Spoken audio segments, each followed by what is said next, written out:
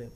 Sir మరొక ముఖ్య అంశం ఎక్కువగా సోషల్ మీడియాలో వినిపిస్తున్న అంశం మీ నోటీస్కి వచ్చిందో లేదో, విజయసాయి రెడ్డి గారు ఏదో అప్రూవర్గా మారిపోతున్నారట, అలాగే బీజేపీలోకి అవినాష్ రెడ్డి గారు వెళ్ళిపోతున్నారట. ఇది సాధ్యమా సార్? మన నోటీసు రావడానికి అసలు ఎన్ని నోటీసులు సార్? ఎవరికి తోచినవి వాళ్ళు ఇవన్నీ కూడా పెడుతున్నారు. అందుకని తప్పకుండా విజయసాయి రెడ్డి బీజేపీతో చాలా సన్నిహితంగా ఉంటారు. అమిత్ షా గారితో అమిత్ షాకు మరీ ప్రత్యేకమైన హోమ్ మినిస్టర్కు దాదాపు హోమ్ లాగా భావించి కలుస్తూ ఉంటారు. అలా కలుస్తున్నాననే ఇంప్రెషన్ ఇవ్వడానికి కూడా చాలా ప్రయత్నం చేస్తూ ఉంటారు. కలవడం ఒకటి, అది తప్పకుండా దాన్ని ప్రజల దృష్టికి తేవడానికి ఇదంతా చేస్తుంటారు. అయితే పార్టీలో మారిపోతారా, పార్టీలోకి వెళ్ళిపోతారా వీళ్ళంతా అంటే వాళ్ళు చేర్చుకుంటారనే ప్రశ్న ఒకటి. రెండవది ఈయన కేసులు ఈ సమస్యలన్నీ కూడా ఉన్నాయి. జగన్మోహన్ రెడ్డి మోరార్లెస్ కొంచెం గుంభనగా ఉన్నారు.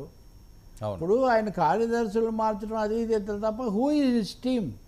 అంతకుముందు ఆయన టీం ఎవరు అంటే ఇదిగో ధనంజయ రెడ్డి, ఇదిగో జవహర్ రెడ్డి, ఇదిగో సజ్జల రామకృష్ణారెడ్డి, ఇదిగో విజయసాయి రెడ్డి, ఇదిగో వైవి సుబ్బారెడ్డి అని ఇట్లా ఒక 60 మంది, మిథున్ రెడ్డి, పెద్దిరెడ్డి అంటే 2-3 సర్కిల్స్గా ఉన్నారు. ఇప్పుడు ఆయన ఓడిపోయిన తర్వాత వీళ్ళలో ఎవరు ఇంకా మిగిలారు, ఎవరిని ఆయన ఇంకా నమ్ముతున్నారు, ఇవన్నీ కూడా ఆయన బయట పెట్టట్లేదు కదా వాస్తవంగా. అంటే బయట పెట్టరు ఎప్పటికి కూడా, కనీసం అర్థం కూడా కాని పరిస్థితి. ఎవరిని ఇప్పుడు చాలా మాట్లాడితే అన్నగారికి రాఖీ కట్టినప్పుడు మొన్న అయితే రాఖీ కట్టలేదు కదా. అవును, రోజా గారు ఉదాహరణకు. మరి ఎవరి పరిస్థితిలో వాళ్ళు ఎక్కడున్నారో మనకు తెలీదు. సో విజయసాయి రెడ్డి రాజకీయ భవిష్యత్తు కూడా ఆయన తప్పకుండా చూసుకుంటూ ఉంటాడు కదా. మధ్యలో కొద్ది రోజులు ఉదాహరణకు ఆ సినీ నటుడు ఆయన నందమూరి అతను చనిపోయినప్పుడు కొన్ని రోజులు చంద్రబాబుకు దగ్గర అయిపోయాడు.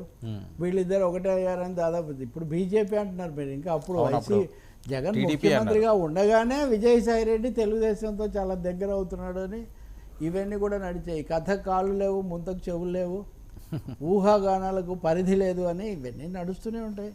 జరిగినప్పుడు లేకపోతే దగ్గరకు వచ్చినప్పుడు మనం వాటి మీద వ్యాఖ్యానం చేయొచ్చు. బట్ బీజేపీ జాగ్రత్తగా ఉంటుంది. తెలుగుదేశానికి ఇబ్బంది కలిగించే పని వాళ్ళు ఏం చేయరు వైసీపీ వాళ్ళను చేర్చుకునే విషయం. సార్ అవినాష్ రెడ్డి మీద రావడం ఏంటి? విజయసాయి రెడ్డి గారు ఆయన దగ్గర ఉన్న అవినాష్ రెడ్డి మీద కూడా ఏంటి కామెంట్స్? ఆయన ఏదో బీజేపీలో చేరతారు, ఆయనకి ఇబ్బంది ఉందా? కామెంట్స్కు ఊహాగానాలకు పెద్ద సమస్య ఉందండి. ఇంకా విజయసాయి రెడ్డి మీద వచ్చిన అసలు వైసీపీయే కాంగ్రెస్లో కలిసిపోతుందని మీరు వినలేదా? అవును, ఈ 2 నెలల్లో నేను ఒక 12 కామెంట్స్ చూపిస్తానండి మీకు, చాలా సీరియస్ అయినవి. వాటి మీద మన పండితులు చాలా తీవ్రంగా లోతుగా చర్చించి కనీసం ఇప్పుడు అయిపు కూడా లేవు ఏవి. సో ఏ రోజు ఊహాగానం ఆ రోజే, ఏ రోజు కథనం ఆ రోజే అన్నట్టుగా తయారైంది.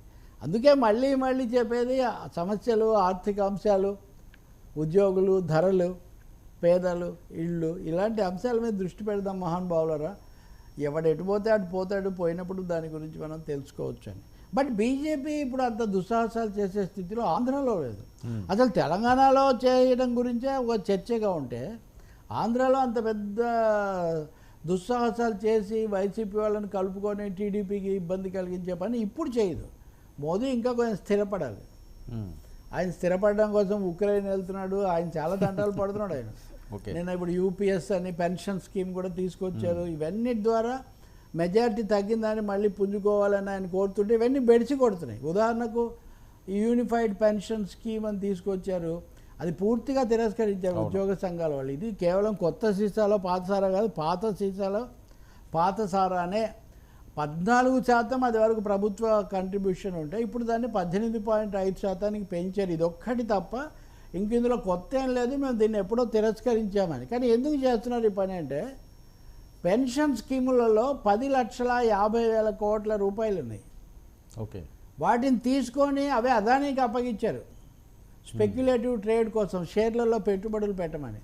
మళ్ళీ వాటిని సొంతం కైవసం చేసుకోవడానికే ఈ తీసుకొచ్చారనేది ఉద్యోగుల యొక్క ఆరోపణ. ఓకే, ఇంకా ఒక విచిత్రమైన చివరిది చెప్పి నేను ముగిస్తాను. Kashmir, Ayodhya, Kashmir, unified civil code, ఇవి 3 కదా, యూనిఫామ్ సివిల్ కోడ్ వాళ్ళ. ఇది అయోధ్య బ్రహ్మాండంగా చేశాము, మోదీ గారు అక్కడికి వచ్చి ప్రాణప్రతిష్ఠ చేశారు, అంతా అయిపోయింది. 3D అయోధ్యలో ఓడిపోయారు. కాశ్మీరు 370 అది రద్దుతో దేశం యొక్క గౌరవం ఇనుమడించింది. మోడీ అంటే ఏదో తెలిసి ఇప్పుడు కాశ్మీర్ ఎన్నికల్లో కాంగ్రెస్, నేషనల్ కాన్ఫరెన్స్ చక్కగా అవగాహనకు వచ్చి ఎన్నికల్లో ముందుకు పోతున్నాయి. వాటికి అనుకూలత ఏర్పడింది. 36 స్థానాల్లో నేషనల్ కాన్ఫరెన్స్, 7 స్థానాల్లో కాంగ్రెస్ పార్టీ. అంటే 43 స్థానాల్లో వాడికి ఇప్పటికే ఆధిక్యత ఉంది. ఒకటి సిపిఎం, ఒకటి పాంథర్స్ పార్టీ. ఒక 14 చోట్ల రషీద్ అని ఒక ఇంజనీర్ గెలిచాడు.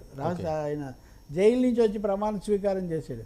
ఆయన పార్టీకి 14 చోట్ల ఆధిక్యత ఉంది. బీజేపీ వెనకబడిపోయింది. ఎంత వెనకబడిందంటే 44 మంది అభ్యర్థుల పేర్లు ప్రకటించి ఉపసంహరించుకుంది. ఆదిలోనే హంసపాదులాగా ఒక పార్టీ అభ్యర్థుల పేర్లు ప్రకటించి ఉపసంహరించుకోవడం ఏంటండి? 44 పేర్లు ప్రకటించి ఉపసంహరించుకొని ఇప్పుడు 14 మంది పేర్లు విడుదల చేసింది. అంటే నేను చెప్తుంది ఏంటంటే చాలా చోట్ల కొంత బెడిచి కొడుతున్న పరిస్థితి. ఇప్పుడు మోదీ దీన్ని రిపేర్ చేసుకునే పనిలో ఉన్నారు. కానీ ఏపీ మీద విజయసాయి రెడ్డి లేకపోతే స్థానికంగా ఎవరన్నా ఫోన్ చేశారా లేదా ఇలాంటివన్నీ పట్టించుకోగలిగిన పరిస్థితిలో ఇప్పుడు ఆయన కూటమి గాడిని పడుతున్నట్టేనా సార్? అప్పుడే 3 నెలలు అవుతున్నది. చాలా టాస్కులు కూడా వీళ్ళు ముందు ఉన్నాయి. చెప్పాలి, కూటమి ముందు సవాళ్ళు చాలా ఎక్కువగా ఉన్నాయి ఇప్పటికి కూడా. అది ఒక కొలిక్కి వాళ్ళందరూ ఒక కొలిక్కి రావాలి, విధానపరంగా నడవాలి. ఇప్పుడు ఉదాహరణకు అమరావతి పనులు మేము డిసెంబర్ నుంచి ప్రారంభిస్తాము అని ప్రకటించారు. దానికి డబ్బులు ఎక్కడి నుంచి వస్తాయి?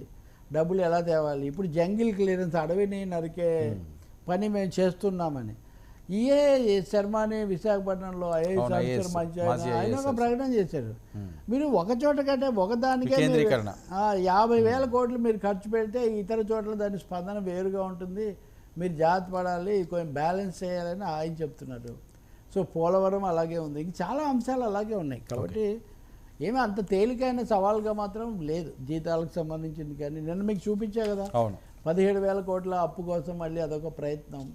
సో తంటాలు పడుతున్నట్టుగానే ఉంది ఇప్పటికి ఇంకా. Okay, thank you so much Rao గారు. ఇది ఈనాటి